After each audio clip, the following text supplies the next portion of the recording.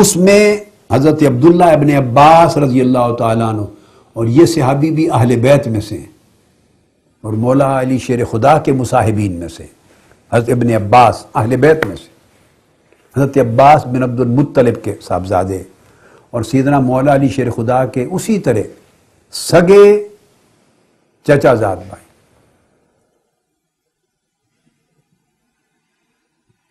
وہ فرماتے ہیں کہ لما خرج رسول اللہ صلی اللہ علیہ وسلم من اللیل، وہ بیان کر رہے ہیں تفصیل، جب آقا علیہ السلام رات کو نکلے تو غار ثور کی طرف چلے، فرماتے ہیں وَتَابِعَهُ ابو بکر، سیدنا ابو بکر صدیق رضی اللہ، اب اس روایت میں وہ کہتے ہیں ان کو پتہ چلا کہ آقا علیہ السلام ہجرت فرما گئے ہیں۔ ایک روایت آتی ہے کہ آقا علیہ السلام سیدنا ابو بکر صدیق کے گھر گئے اور ان کو ساتھ لے کے چلے، ساتھ لیا۔ ایک روایت ہے کہ آپ چلے اور سیدنا صدیق اکبر کو خبر تھی، آپ ان کے پیچھے چلے، یہ اللہ نے آگاہ کر دیا تو ان کے پیچھے آئے۔ انہوں نے دوسری روایت کو لے کر بیان کیا ہے، لطیف بات، اب یہاں آقا علیہ السلام کے اعتماد کا اظہار ہو رہا ہے کہ سیدنا ابو بکر صدیق کی وفاداری اور جان نثاری پر حضور علیہ السلام کا اعتماد کتنا تھا، کامل یقین۔ جب وہ ان کے پیچھے چلے، فلما سمع رسول اللہ صلی اللہ علیہ وسلم حسہ خلفہ خاف ان یکون الطلب، جب کسی آدمی کے پیچھے چلنے کی آہٹ آئی، پیچھے چلنے کی قدموں کی آہٹ سنائی دی اور آپ نے محسوس کر لیا کہ کوئی آدمی، چونکہ رات کا وقت تھا، پیچھے آ رہا ہے، تو آپ نے یہ خیال کیا کہ شاید کفار جو میری تلاش میں نکلے ہیں کہیں وہ نہ آ نکلے ہوں، لیکن فلما رأى ذلك ابو بکر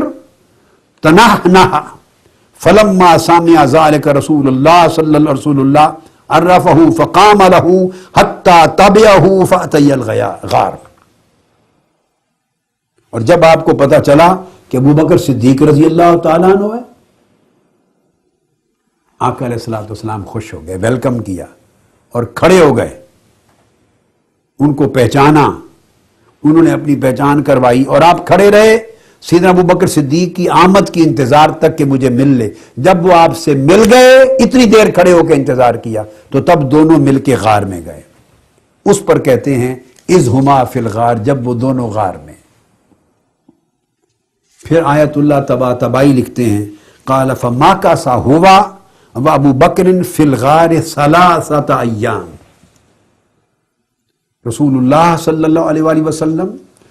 اور حضرت ابو بکر دونوں غار ثور میں 3 دن اور 3 راتیں قیام پذیر رہے۔ باقی تفصیل میں بیان کر چکا ہوں کہ 3 دن اور 3 راتیں جب قیام پذیر رہے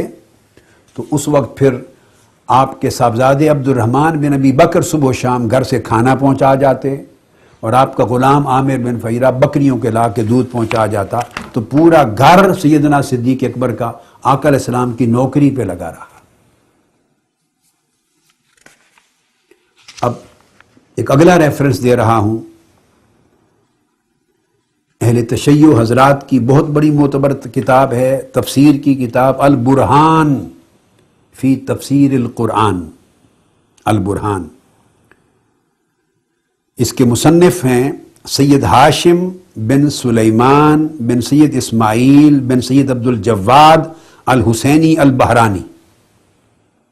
1107 ہجری میں ان کا انتقال ہوا۔ اس تفسیر کی کتاب کا اور چھپی ہوئی ہے قم سے، مطبع علمیہ قم، مطبع علمیہ قم کی چھپی ہوئی تھی، میزان بھی ایران کی چھپی ہوئی تھی،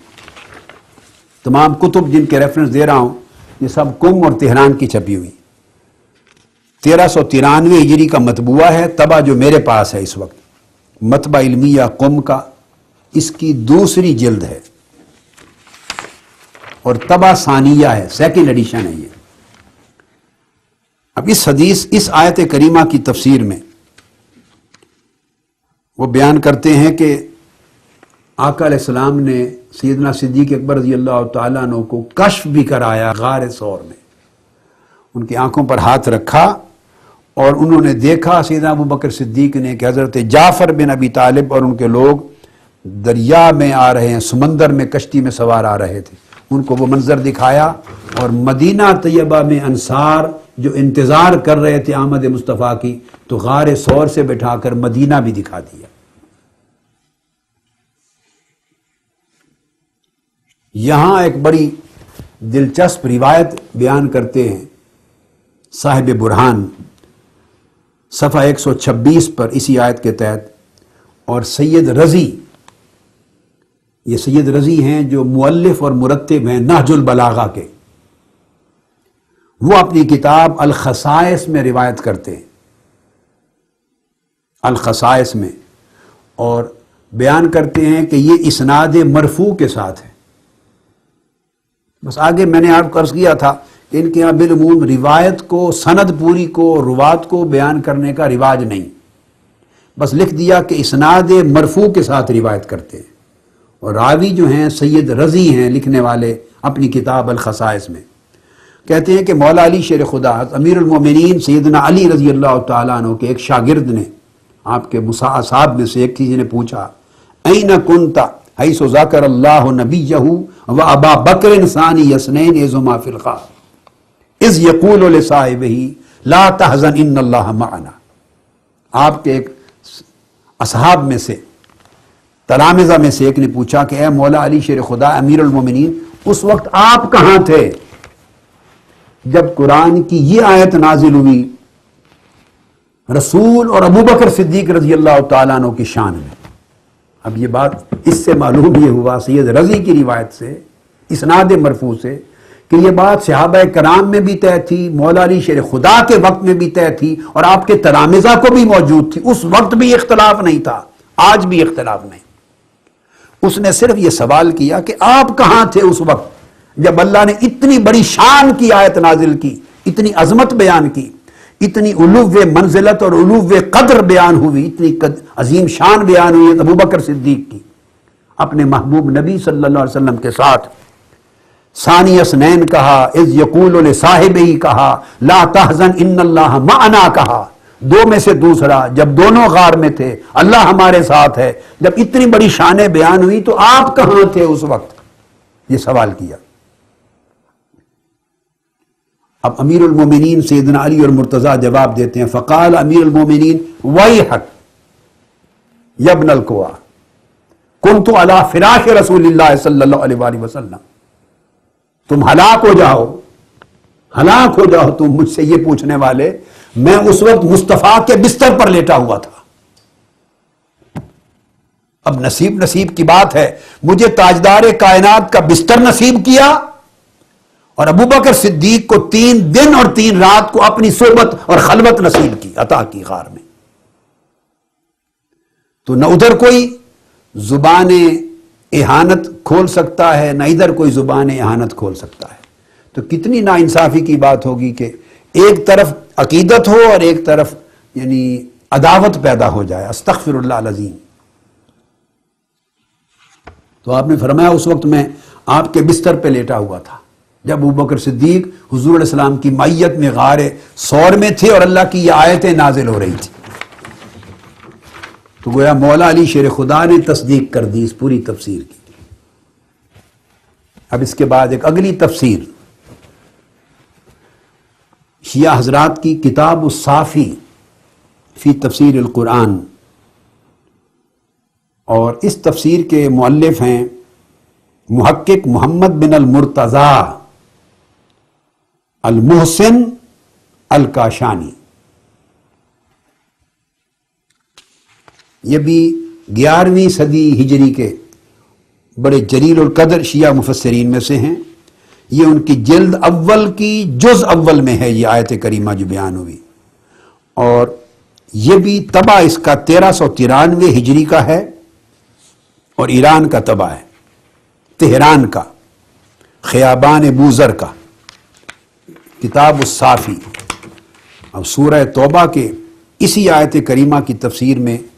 اذ یقول لصاحب اذ ہما فی الغار اذ یقول لصاحبہ، اس کی تفسیر میں فرماتے ہیں ہوا ابو بکر رضی اللہ تعالی عنہ،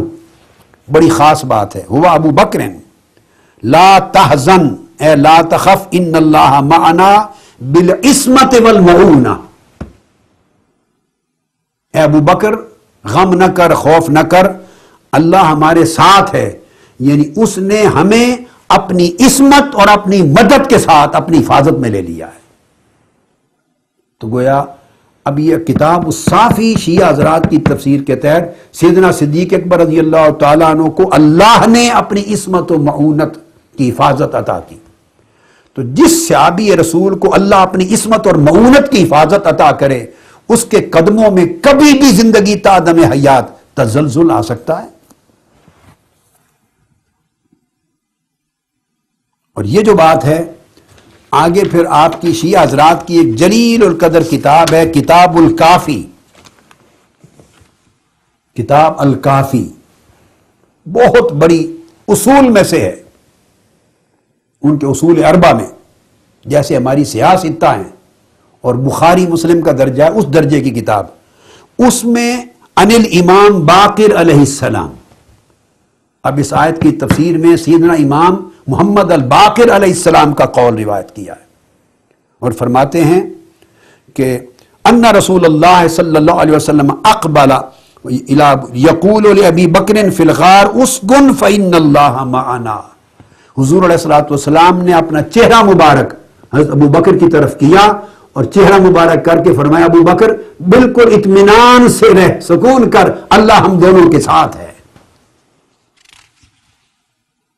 اللہ ہم دونوں کے ساتھ ہے۔ انہوں نے بھی سیدنا امام باقر علیہ السلام نے بھی تصدیق کی، اور اللہ کی یہ جو سکینت ہے اور معیت ہے اس میں حضور علیہ السلام کے ساتھ سیدنا ابو بکر صدیق کو شریک کیا، یہ امام محمد باقر علیہ السلام۔ اب یہ قرآن کا بیان ہے اور تفسیریں ائمہ اطہار اہل بیت کی ہیں، کتابیں شیعہ حضرات کی ہیں تفسیریں۔ جب اس میں ابو بکر صدیق رضی اللہ تعالیٰ عنہ کو آقا علیہ السلام کے ساتھ اللہ اور اللہ کے رسول کی معیت بھی حاصل ہے، عصمت بھی حاصل ہے، معونت بھی حاصل ہے، حفاظت بھی حاصل ہے، سکینت بھی حاصل ہے، استقامت بھی حاصل ہے، تو بعد کے کتابوں کی روایات پر مبنی قصے کہانیوں اور واقعات پہ یقین کر کے آپ قرآن کے بیان کو اگر منسوخ کر دیں تو بتائیے کس درجے کا یہ ایمان ہوگا، کس درجے کا عدل اور انصاف ہوگا۔ یہ ائمہ اطہار اہل بیت کے اقوال ہیں، مولا علی شیر خدا کے ہیں، امام محمد الباقر کے ہیں، قرآن مجید کی تفسیر ہے۔